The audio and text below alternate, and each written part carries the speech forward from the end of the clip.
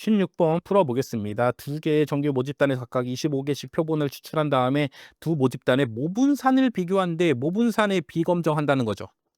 모분산의 뭐 비를 검정하는 건지 모분산의 비에 뭐 추정을 하는 건지 모르겠지만 어쨌든 모분산 두 개의 모분산을 비교하고 싶대. 자, 그때 사용하는 문법 누구니? 자, 모분산의 비를 추정하거나 검정할 때 무슨 문법을 사용해? F 문법을 사용하죠. 그리고 그때 자유도는 뭐가 돼? 표본수 빼기 1이 된다고. 근데 각각 25개씩 뽑았으니까 자유도가 24, 24가 되겠죠. 정답 몇 번? 4번이 되는 문제였습니다. 다시 모분산을 비교한데 모분산의 비는 추정하거나 검정할 때 뭘로 해? F분포를 한다고. 그럼 F분포라는 것만 알았어도 F분포 들어가는 게 여기 하나밖에 없잖아. 4번밖에 없잖아. 그럼 4번 정답 찍어주시면 된다고. 근데 우리는 하나 더 공부해 주시면 자유도까지 알아주면 되죠. 그래서 첫 번째 표본 빼기 1, 두 번째 표본 빼기 1이 분자 자유도, 분모 자유도가 된다까지 여러분들이 이 문제를 통해서 기억해 주시면 되겠습니다. 어쨌든 뭐 F분포 하나밖에 없으니까 정답 고르는 거는 매우 쉬운 문제였다라고 평가를 드리겠습니다. 17번 성별과 와인 생산지의 선호도가 관련이 있는지를 카이 제곱 검정하고자 한답니다. 그래서 이렇게 분할표를 만들었고, 자, 이때 카이 제곱 검정 통계량의 값은 이렇게 수식으로 구하면 어떻게 되냐라는 문제죠. 그래서 지금 선호도가 관련이 있는지를 검정하는 거니까 독립성 검정이 되고, 독립성 검정의 카이 제곱 검정 통계량 어떻게 구해? 모든 카이 제곱 검정이 똑같죠. 5 빼기 2의 제곱 나누기 2라고. 요렇게 돼 있는 거잖아. 그래서 분자에 뭐가 있고 제곱이 있고 분모는 그대로 그냥 기대도수 써주시는 거죠. 자, 그래서 각각의 선지들을 보니까 제곱의 위치가 달라. 그래서 나누기 전에는 제곱이 있어야 되고 나누기 후 밑에 분모에는 제곱이 없어줘야 되죠. 그럼 그런 거 누구야? 3번밖에 없죠. 3번. 제곱이 여기 있고 여기에는 제곱이 없다고. 그 3번밖에 없잖아. 그럼 3번이 카이 제곱 검정 통계량이 되는 거죠. 자, 그래서 수식으로 나왔기 때문에 요거를 문자로 표현하기 때문에 조금 어렵다고 느낄 수도 있다고. 근데 선지를 잘 보시면은 다른 게 뭔가 찾을 수가 있죠. 그리고 우리가 그동안 수없이 많이 구해왔던 요 카이 제곱 검정 통계량의 식이 어떤 꼴로 생겼냐만 기억을 해주셨으면은 충분히 풀 수가 있는 문제가 되겠습니다. 자, 그래서 쉬운 문제였습니다. 18번 풀어보겠습니다. 서로 독립인 두 지역 A, B에 대해서 조사한 결과를 보고 두 모평균에 대해서 같냐 다르냐를 검정하랍니다. 그랬을 때 유의 확률 구해보란 문제죠. 결국 무슨 문제야? 모평균의 차 그리고 다르냐기 때문에 양측 검정의 P값 구해보라는 문제죠. 자, 그래서 양측 검정의 P값 어떻게 구해? 만약에 우리가 검정 통계량으로 3이 나왔어. 그럼 3은 플러스니까 3보다 큰 값이 나올 확률 구해 주신 다음에 여기다가 곱하기 2에서 양측 검정의 유의 확률을 구하게 되죠. 자, 근데 선지를 봤는데 어디에도 곱하기 2 한 게 없다고. 다 뭘로 돼 있어? 절대값으로 돼 있죠. 그렇기 때문에 요 P값을 절대값으로도 표현할 수가 있어 줘야 됩니다. 여러분들이. 자, 그래서 원래 양측 검정의 P값은 어떻게 구해? 자, 요게 표준 정규문법 따르고 있다 그러면은 Z값이 3보다 큰 값인 확률을 구해 주신 다음에 곱하기 2를 해 주시면 된다고. 근데 요거를 이제 뭘로 바꾸면은 절대값으로 바꾸게 되면 어떻게 되냐? 자, 요 확률을 2배 하란 소리는 무슨 말이냐면은 요쪽에 마이너스 3, 어제 표준정규 분포는 0에 대해 대칭이니까 마이너스 3인 값보다 작을 확률도 있을 거 아니야. 그 확률이나 요 확률이나 요 확률이나 둘이 뭐해? 같잖아. 그러니까 그냥 요 두 확률을 둘이 더해 주시면은 요 확률을 곱하기 2 한 거랑 결과가 같아지겠죠. 결국 어떻게 표현하면 Z가 마이너스 3보다 작을 확률 더하기 Z가 3보다 클 확률, 자, 요렇게 써주실 수도 있다고. 양측 검정의 확률을. 그리고 이거를 절대값을 이용해서 요렇게 표현해 주시면 되죠. Z에다가 절대값을 취했는데 이 값이 3보다 클 확률. 그럼 무슨 소리야? Z가 플러스면 진짜 3보다 크거나 얘가 마이너스라면은 마이너스 3보다 뭐하거나 작거나란 소리가 되기 때문에 이런 식으로 두 확률을 이렇게 절대값으로 바꿔서 표현할 수가 있게 됩니다. 바로 이게 뭐야? 양측 검정의 P값 표현하는 방법이죠. 요렇게 2를 곱해서 표현할 수도 있지만 이렇게 절대값을 취해서 표현할 수도 있다라는 말씀 드리겠습니다. 자, 그런데 검정 통계량을 지금 3이라고 했는데 얘가 플러스인지 마이너스인지 뭐에 알 수가 없죠. 그렇기 때문에 그냥 다 플러스로 바꾼 다음에 절대값 플러스에서 그거보다 더 큰 확률. 자, 요렇게 표기하기도 합니다. 그래서 양측 검정의 P값은 자, 요렇게 검정 통계량을 T라고 하면 T에도 절대값을 취해서 자, 요렇게 표현해 주시면 된다라는 거 여러분들이 이해하고 기억해 주시기 바라겠습니다. 자, 그럼 요런 꼴로 적혀 있는 거 몇 번이야? 1번이 되죠.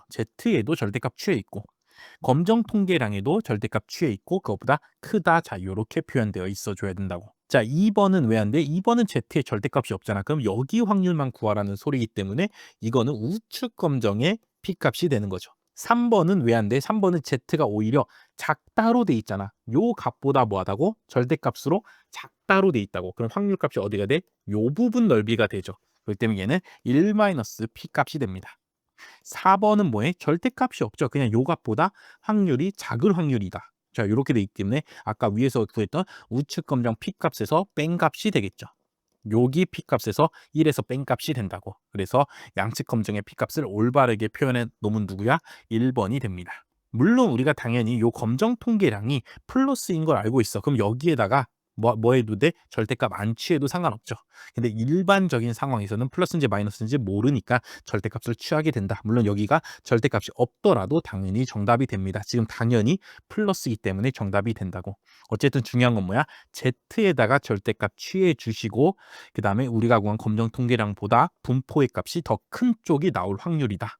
절대값으로 큰 쪽이 나올 확률이다. 자, 요렇게 표현해 줘야 된다는 거 잘 기억해 주시기 바라겠습니다. 그래서 요 각각의 보기들을 잘 풀어서 그림으로 그려 보셨다면 충분히 풀 수 있는 문제였다라고 평가를 드리겠습니다.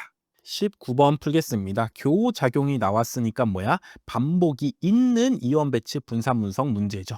자, 이랬을 때 다음 설명 중에 옳지 않은 것 찾아보랍니다. 1번 가는 3이고 나는 4이다. 그럼 결국 뭐 해야 돼? 빈칸 채우셔야죠. 2번 분석에 사용한 자료의 수는 모두 15개이다. 그럼 뭘 찾아야 돼? 이거는 총 자유도 찾아야죠. 거기다가 플러스 1 하면은 총 자료의 개수 나와주니까. 3번 인자 A와 인자 B의 수준의 수는 각각 2와 4이다. 이거는 뭐 보는데 인자 A와 인자 B의 자유도 봐주면 되죠. 그럼 각각 플러스 1 하니까 2와 4인 거 맞죠? 4번 인자 A는 유의 수준 5%에서 유의하니 그럼 인자 A에 뭘 봐주면 돼? P값 봐주면 될 거 아니야. 인자 A의 P값이 지금 유의 수준 0.05보다 뭐에 작으니까 유의한 거 맞게 되죠. 그래서 이런 식으로 아직 빈칸 채우기 전에 판단할 수 있는 것들 먼저 판단해 주시고 자, 이제 1번과 2번 중에 뭐가 더 쉬울까 생각해 보시면은 어차피 가를 채우면 교호작용의 자유도를 알고 얘네 다 더해주면 그게 바로 뭐야? 총 자유도가 되죠. 그렇기 때문에 2번부터 판단하는 게 더 쉽겠구나라는 생각을 머릿속으로 해주시고 2번부터 풀어주시면 됩니다. 자, 교호작용의 자유도는 어떻게 구해? 두 인자의 자유도의 곱으로 구하죠. 여기 곱하기 돼 있잖아. 그럼 진짜 자유도도 곱하기 하시라는 거야. 그래서 가가 몇이 돼? 3이 되는 거죠. 그러면 지금 인자 A의 자유도 1, 인자 B의 자유도 3, 교호작용의 자유도 3, 오차의 자유도 8이니까 다 더하면 몇이야? 다 더하면 11이고 14고 15니까 15가 나오기 때문에 총 자유도가 15이기 때문에 자료에 사용한 개수는 몇 개야? 16개가 되는 거죠. 그렇기 때문에 2번이 틀렸다고 판단해 주시면 됩니다. 이런 식으로 반복이 있는 이원 배치 분산 분석에 분산 분석표 채우는 거 정말 기본기 같은 문제이기 때문에 충분히 풀어주실 수 있어야 됩니다. 20번 풀어보겠습니다. 정규 분포에서 이미 추출한 자료에 정규 확률 그림이 뭐니? 정규 확률 그림이라는 말이 22년 9급에서 역대 처음으로 나왔습니다. 그렇기 때문에 당연히 쉬운 문제가 아니겠죠. 처음 여러분들이 보시는 거기 때문에. 자, 그래서 얘를 뭐라 그러냐? QQ 플랫이라고 합니다. 우리나라 말로 분위수 대 분위수 그림이라고 해. 자, 언제 쓰는 거냐? 자료가 특정한 분포를 따르는지 알고 싶은 거야. 우리가 회귀 분석이나 뭐 분산 분석이나 요런 거 하려면은 거기에 가정 중에 뭐가 있어? 정규성이라는 가정이 있죠. 그렇기 때문에 이거는 모집단이 정규 분포를 따라야 되는데 우리가 모집단을 알 수가 없잖아. 그렇기 때문에 우리가 뽑아낸 요 표본인 자료가 그래도 어느 정도 정규 분포 따르고 있으면은 아 모집단도 그렇게 따르지 않을까 추측해서 그 다음에 분석을 할 수가 있는 거야. 근데 이렇게 QQ 플랫을 그려서 정규성을 판단해 봤는데 자료가 정규 분포를 따르지 않아. 아무리 봐도 정규 분포 따르면 이런 표본이 나올 수가 없는데 정말 이상한 표본인 거야. 그럼 그때는 회귀 분석이나 분산 분석을 하지 말고 정규 분포를 안 따라도 되는 분석을 하게 됩니다. 그래서 분석에 들어가기 전에 그 전에 먼저 자료가 특정 분포를 따르는지를 먼저 눈대중으로 판단하는 방법이 바로 뭐다? QQ 플랫이라는 겁니다. 그래서 얘는 탐색적 자료 분석이라고 해서 자료를 일단 먼저 그림이나 표로 그려봐서 일단 한번 대략적으로 얘가 어떻게 생겼는지 살펴보는 거죠. 그래서 이전 우리 시험 문제에서는 뭐가 나왔냐? 도수 분포표, 그 다음에 줄기입 그림, 그 다음에 정말 많이 나오는 거 뭐야? 상자 그림. 요렇게 세 종류만 시험에 나왔는데 요 22년 9급에서 처음으로 뭐가 나왔어? QQ 플랫이라는 게 나왔습니다. 자, 그래서 얘는 어떻게 해서 특정 분포를 따르는지 판단할 수 있냐면은 요렇게 판단하는 겁니다. 자, 자료에 백분위 수들이 있을 거 아니야. 구할 수 있겠죠. 그리고 얘가 어떤 분포를 따르는지 알고 싶어. 예를 들어 정규 분포를 따르는지 알고 싶어. 그럼 정규 분포에서 백분위 수 구할 수 있겠죠. 하나하나 찾아보면은 백분위수 찾을 수 있을 거 아니에요. 정규분포의 확률값을 다 아니까 백분위수 찾을 수 있다고. 그래서 여기의 분위수랑 여기의 분위수가 만나는 데다가 점을 찍는 겁니다. 자료의 1백분위수랑 정규분포의 1백분위수에 맞는 데다 점을 이렇게 찍는다고. 근데 만약에 이 자료가 요 정규분포에서 나왔다면은 당연히 100분위수, 100분위수, 200분위수, 200분위수 다 어떻게 하겠어? 다 이렇게 비례하게 일정하게 찍히겠죠. 그래서 요 QQ 플랫을 그려보면 어떻게 되냐면 이게 일자가 됩니다. 다시 자료가 특정한 분포를 따르는지 알아보기 위해서 QQ 플랫을 그리는데 자료가 그 특정한 분포에서 만약에 나왔더라면 그 분포를 따른다면은 QQ 플랫을 그렸을 때 어떻게 된다고? 이렇게 일자, 직선의 모양을 따르게 된다고. 왜냐하면 분위수랑 서로 같은 분위수일 거 아니에요. 똑같이 정규분포에서도 50백분위수면 자료가 정규분포 따르면 그 자료의 50백분위수도 당연히 정규분포의 50백분위수랑 뭐 하겠어? 똑같을 거 아니야. 그래서 직선을 그려주면은 이 자료가 그래도 요 특정한 분포 요 따르고 있구나라고 판단을 하게 됩니다. 그래서 뭐 완전 직선은 아니더라도 그래도 어느 정도 뭐에 직선의 모양을 그래도 좀 이렇게 보여주고 있어. 그러면 정직성 어느 정도 만족하네 하고 이제 분석을 넘어가게 됩니다. 자, 그래서 다시 문제로 돌아오면은 이 자료가 애초에 어디서 나왔다고? 정규 분포에서 나왔다고. 그럼 정규 확률 그림, 정규 분포랑 분위수를 그리는 거야. 밑에다가 정규 분포를 적고 요 오른쪽에다가 자료를 적은 다음에 분위수를 그리면 당연히 얘는 정규 분포에서 나왔으니까 어떤 모양을 따라야 돼? 요 3번처럼 요 직선인 모양을 따라야겠죠. 정답 몇 번? 그래서 3번이 되는 문제였습니다. 네, 그러면 나머지 보기들은 과연 어떤 분포의 모양을 따르는지 살펴보시면은 일단 2번부터 살펴보겠습니다. 자, 2번 입장에서 봐봐. 표준 정규 분포의 분위수 0이면은 벌써 몇 분위수야? 50, 100분위수여야 되죠. 근데 이 50, 100분위수가 만나는 점을 찍었는데 여기야. 이 자료에 50, 100분위수, 표준 정규 분포에 50, 100분위수가 있는 데를 찍었더니 여기라고. 여기 요만큼에서 벌써 이미 50%의 값이 나왔다고 볼 수가 있죠. 그리고 나머지 이렇게 쭉 해서 올라가 버리고. 그럼 무슨 말이야? 여기에 벌써 이미 50%의 자료들이 몰려 나오니까 이렇게 작은 값에서 50%가 나오고 나머지 큰 부분에서 50%가 나오니까 자료가 이렇게 왼쪽으로 치우친 분포구나라는 걸 알 수가 있게 됩니다. 자, 4번은 표준 정규 분포에서 0이 뭐라고? 50, 100분이라고 수라고. 근데 자료에 50, 100분위 수랑 찍어봤더니 여기 있죠. 벌써 50, 100분위 수가 이렇게 엄청나게 큰 값에서 튀어나오게 되잖아. 이만큼에서 벌써 자료는 50%가 나오고 나머지 요만큼에서 50%가 나온다는 소리니까 이 자료는 큰 값들이 몰려있는 오른쪽으로 치우친 분포가 됩니다. 자, 그럼 1번은 뭐냐? 1번은 0일 때는 가운데 0, 50, 100분위수, 50, 100분위수 찍으니까 여기가 맞아. 맞긴 맞는데 이게 직선이 아니잖아. 원래 균등하게 나와줘야지 정규분포, 표준 정규분포를 따르는 건데 자료 입장에서 보면은 여기까지 요 작은 데서 값들이 엄청나게 몰려 나오고 이제 가운데 0 쪽으로 가면은 별로 자료들이 안 나오고 그다음에 다시 또 끄트머리로 가면은 자료들이 몰려 나오죠. 그래서 표준 정규 분포가 만약에 요렇게 생겼다면은 이 자료는 작은 데서 자료가 많이 나오고 큰 데서 자료가 많이 나오고 표준 정규 분포보다는 더 극단적인 데서 자료가 많이 나오기 때문에 끝에 확률이 더 높은 요런 뭉툭한 모양을 이루고 있겠죠. 자료 입장에서 보시면은. 그래서 요렇게 해서 분위수들을 보고 이 자료의 분포가 어떻게 생겼는지도 해석을 할 수 있어 줘야 됩니다. 그래서 다시 결론을 정리하면은 QQ 플랫이라는 거는 요 분위수 대 분위수 그림이라는 거는 왜 그리는 거라고? 자료가 특정 분포를 따르는지 알아보기 위해서 하는 거라고. 근데 우리 통계학에서는 대부분 당연히 요 분석들이 뭘 가정해? 정규성을 가정하기 때문에 이 자료가 정규 분포를 따르는지 알아보기 위해서 보통 QQ 플랫을 많이 그리게 됩니다. 그래서 그거를 정규 분위수 대 분위수 그림이라 해서 정규 확률 그림이라 하고, 이 자료가 정규 분포를 따르면은 요 QQ 플랫이 어떻게 그려져야 돼? 직선으로 그려져야 된다. 직선에 가깝게 그려져야 된다는 소리야.